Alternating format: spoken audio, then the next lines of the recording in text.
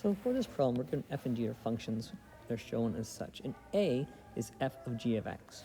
And we're looking to find a prime of 1. Well, if we take our function a, if I want to find the derivative of a, we know this is the chain rule because it's inside. So it's going to be the outside function times the derivative of the inside function. Okay, so we take the derivative of the outside function times the derivative of the inside function. And we want to find it at the value of 1. And so it's f prime g at 1, g prime at 1. Well, if we look for g at 1, here's my g function here. The value at g at 1 is clearly going to be 1. It's going to be 3. And so this is the same as f prime at 3, g prime at 1. Well, now we need f prime at 3. Remember, the derivative is like the slope.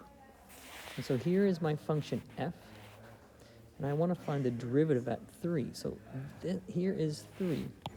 So I'm looking for it along this line here, and I know that 3 is this value. So I want the slope, the gradient at this value. Well, the gradient of this line, it's a straight line, so it's down 1 over 4. So rise over run is going to be negative 1 over 4. So I go down 1 over 4. That's f prime at 3, so that's negative 1/4.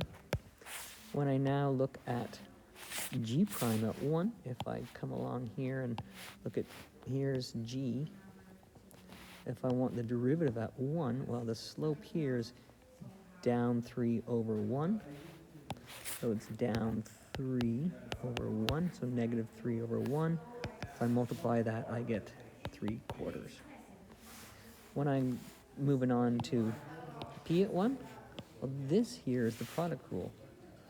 And the product rule says f prime of the first value function times g plus f of g prime. But I want to find it at the value where I know the value is 1. So I'm going to make all these x's 1, 1, 1, 1, 1. And so, again, I'm going to look at f prime at 1. Well, here is f. We'll pick the color red here. And so when I look at the red line here, the gradient up here, the slope, I go over 2, or I go up 2 over 1, so the gradient is 2, times the value of g at 1. G at 1 is just the value of 3, times 3, plus f at 1 is going to be 4. 1, 2, 3. Oh, sorry, f is going to be 2, the red line. F at 1, I go 1 and 2, and this value here at 2. So that's 2. And then g prime at 1, looking at the gradient of the green function, well, it's down 3 over 1, so that's negative 3, 1. And so I get negative 3 over 1. And so it's 6 minus 6, which is 0.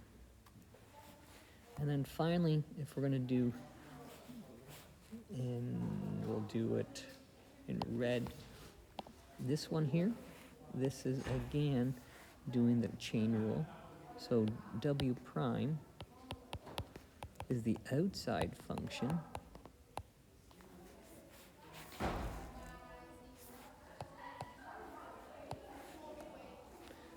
times g of x times the inside function, which is the derivative of the inside function.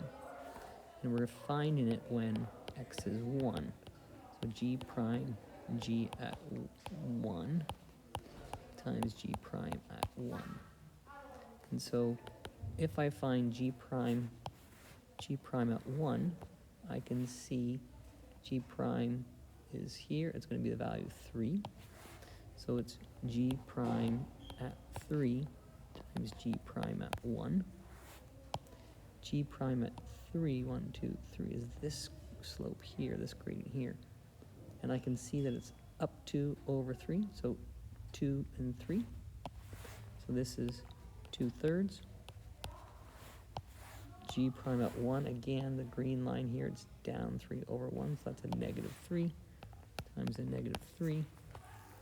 And so when I multiply those two, I get negative